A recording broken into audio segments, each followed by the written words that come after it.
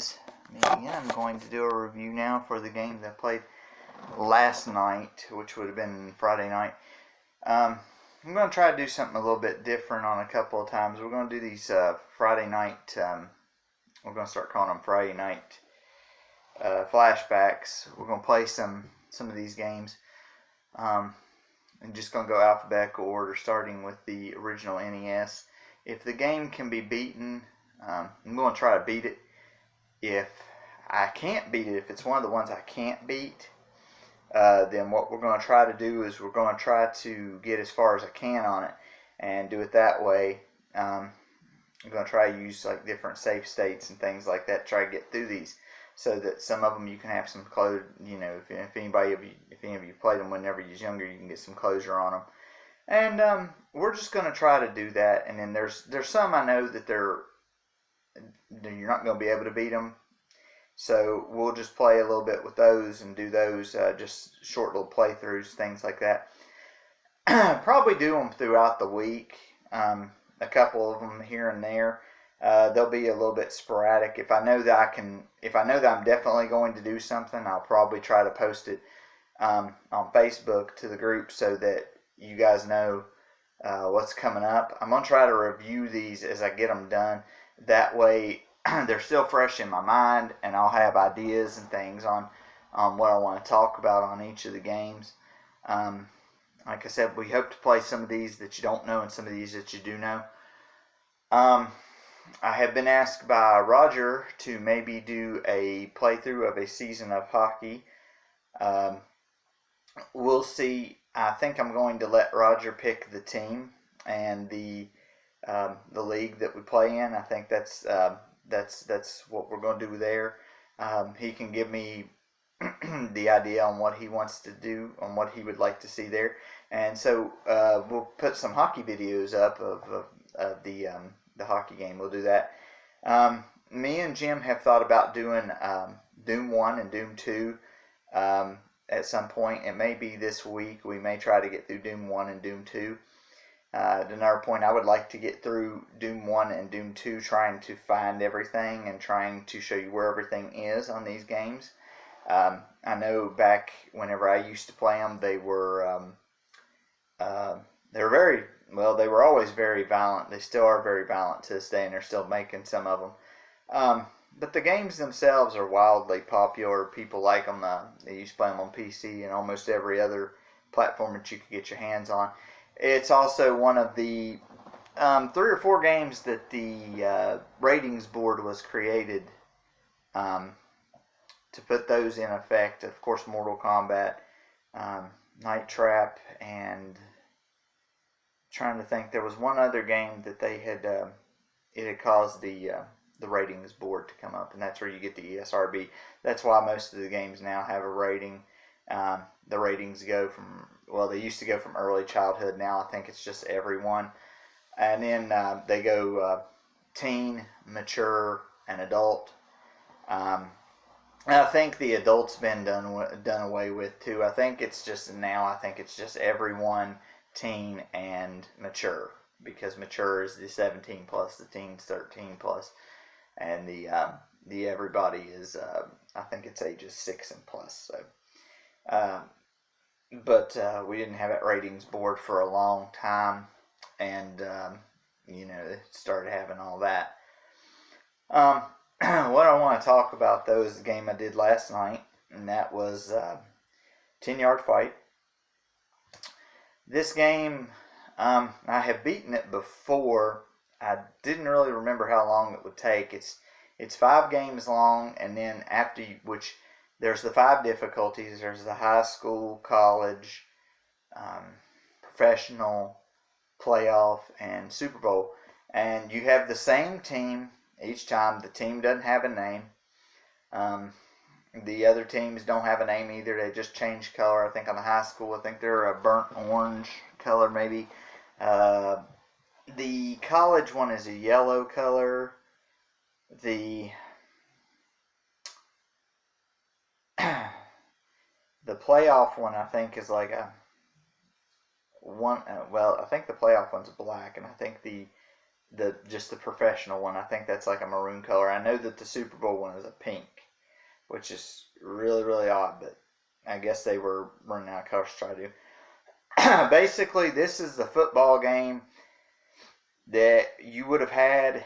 It was coming out the same time the Atari was still popular around.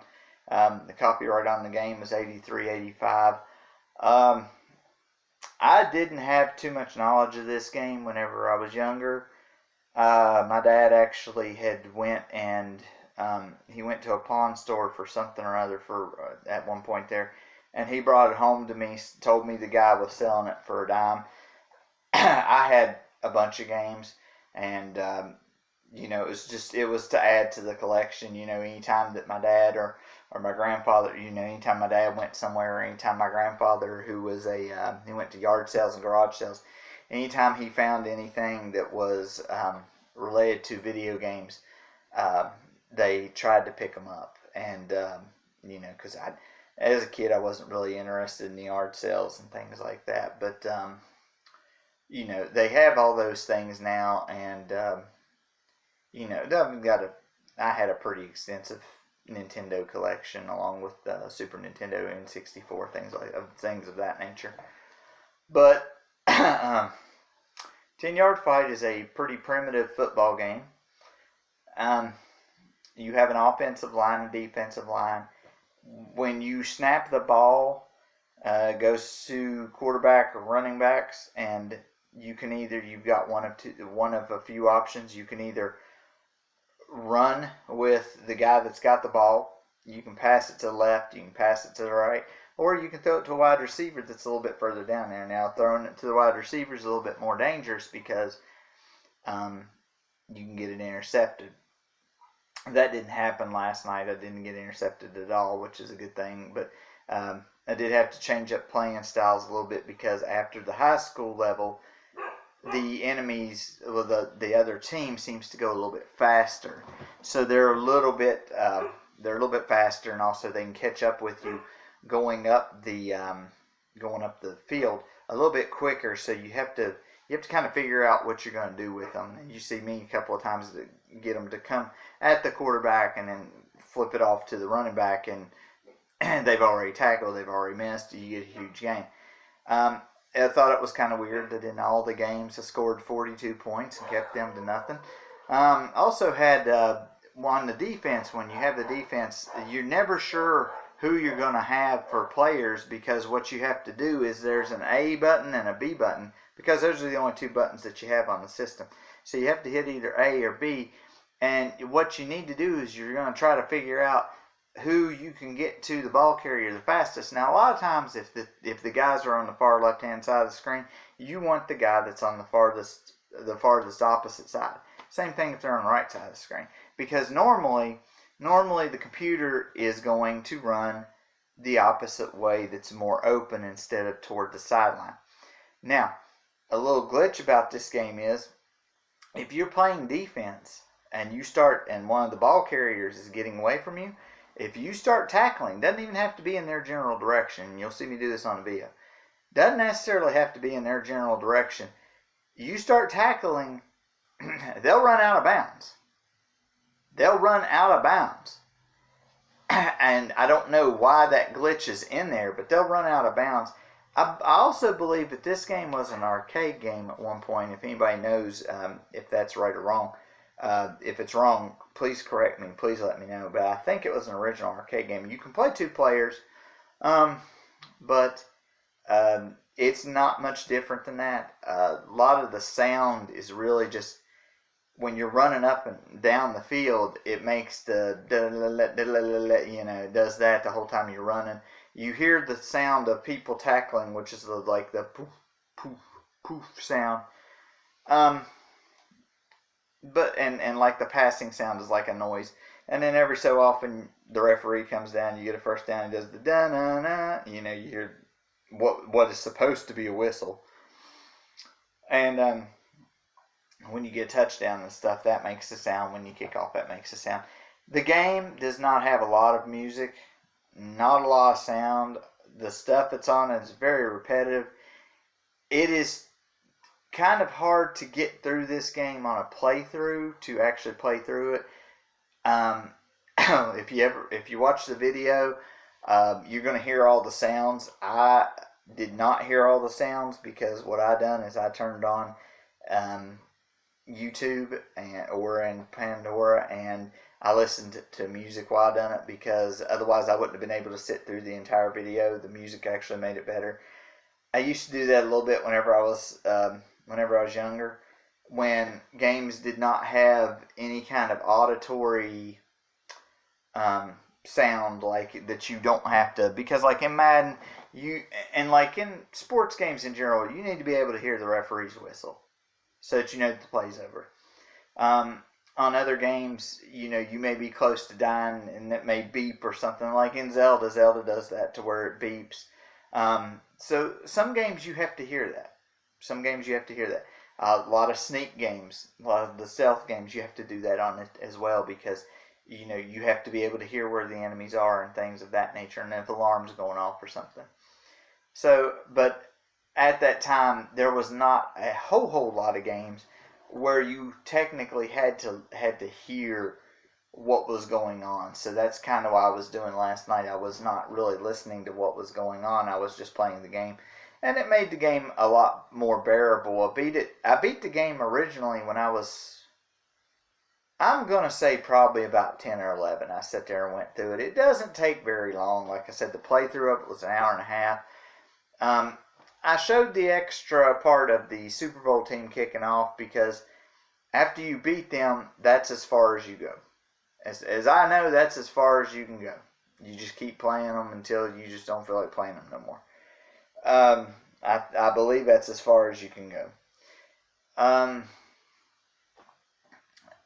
Now we're going to get to this. Do I like the game? It's good for its time. It really is. It's good for its time, and it's a good little thing to pick up and play for a little bit of time. Are you going to sit there and want to play it all the time and play it every day? No, because there's better alternatives now to what that was. But at that time, that's pretty much all you had. You had that or whatever was on the Atari or whatever was coming out for the Nintendo. And, they made great strides since then. But, it's pretty much, you just kind of have to take it for what it is. I think it's a good game. I think it's a good game for its time. Am I going to sit there and play it more and do more of a playthrough on it? Probably not. If I got time to kill one day and I just can't think of anything else to do for a little bit, yeah, I'll probably do it. I'd probably do it again.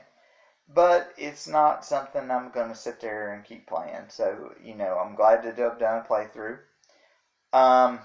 Couple games that are coming up I saw on there are 1942 and 1943. Both of the games are from Capcom. I think I've beaten one of these, and I think the other one I haven't beaten. They're similar, but they're different in the way that they are. The gameplay is very, very similar. The continues and the progress through the game is what's different on both of them, and I don't remember which one's which, so I'm not gonna say anything about either of them right now. So we'll see once we get them done. But they're a shooter game. They're the planes that shoot, and you go forward and you shoot and you pick up stuff and things like that. So they're those. Those games are usually pretty fun for me. I like those. Back to the football now. The football game actually reminds me, and I'm going to take some people back here. They remind me of the old electronic football games that you used to have, where you would put the little football in the dude's hand, and then you'd place them where you needed them to be, and then you'd turn it on, and they'd move by them. Well, they didn't move by themselves. They moved because the electricity was going through the board and shaking them. But that's what 10-Yard Fight kind of reminds me of. Like I said, the noise, the music and things, if you can call it that, it gets real repetitive. But it's a good game. It's a good game. Um, if nobody's ever played it and you get the chance to play it, at least fire it up for a couple minutes and play it for 10-15 minutes. I mean, it's nothing really. I think on average, I think each game took about 20 minutes last night, roughly. I think they took about 9 minutes per half. That's the weird thing about that game. It's got a 30-minute timer, but that 30-minute timer, most of the time that clock's running. It stops at the end of a play. It stops after a field goal and it stops after you kick the ball. It doesn't restart again until after you kick the ball off. But the timer does run down extremely fast a lot of times. That's another thing that you guys will see in the video too if you watch the video. The receiver, every so often, if you sit there for a while, the receiver will cross over between the line, the offensive line and the backs, and he'll cross over. So if you want him on the left-hand side of the screen, you have to wait until he crosses all the way over. The timer will still be counting down while he is going over there, and it takes him, I think it takes him about 13 to 14 seconds to get over there, to get all the way over there. But you can have him over there at that point. You guys will see where one of my characters he jumps and then he's like jumping up and down. That's usually a pass interception. These people were, on the game, they're going where they're going to go. And there's no place to pick from. There's no playbook. You can't switch characters, so whoever you've got you're stuck with, for that down or whatever, and it's just, there's a lot of that in there, there's no playbook or anything like that. Later games incorporated playbooks and things of that nature, which made the games a little bit more, as they went on, they got more realistic and a little bit more intuitive on the gameplay. A little bit more options on what you can do instead of just going from point A to point B. So that's where they get really down to that. But like I said, we're going to try to do 1942 and 1943. We're also going to try to I'm going to try to do a hopefully maybe tomorrow. It might be early this week. I'm going to try to do a Mega Man 5 review video. So be on the lookout for that. We'll probably do a Mega Man 5 review. I'd like to try to get both 5 and 6 done so I can have those done. And like I said, we're just going to try to do reviews on these other games as we get them done. That way they stay fresh in the mind, and you don't have to write anything down or try to remember anything, because sometimes my memory is not all that good. So, but try to do that. I'm going to try to finish Final Fantasy 1 playthrough. I haven't done that for a few weeks. I've been trying to find some time to just really spend to live stream that, and hopefully we'll get some time this week to live stream that and get that finished. I know I'm up to about the third fiend out of the 4. So we'll try to get that a little bit more taken care of. Then we'll figure out what else we're going to do. On Friday night, flashbacks also, if we decide to do a playthrough of the game, and it's going to take more than one part, we'll try to keep them together as best we can. I'm going to try to keep them together as best we can. Maybe a playthrough on Friday, maybe a playthrough on Saturday as well. Just depends upon what's going on. But I'm going to try to get some of them finished, and hopefully we can get them worked on and finished. And like I said, there's going to be some coming up that maybe can't get finished, or maybe there's no way to finish them. So until next time, we're gonna get out of here and try to get some other videos ready for you.